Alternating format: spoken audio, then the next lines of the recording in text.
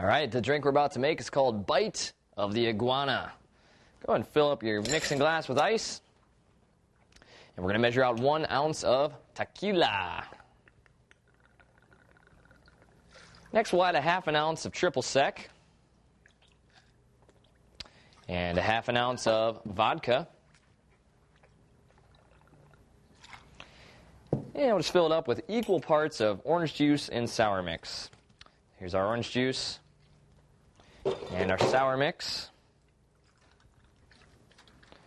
And now just give it a splash of lemon lime soda. Splash. Take your shaker. Just pour it back and forth a couple of times just to get it mixed up. And get your glass and pour it in.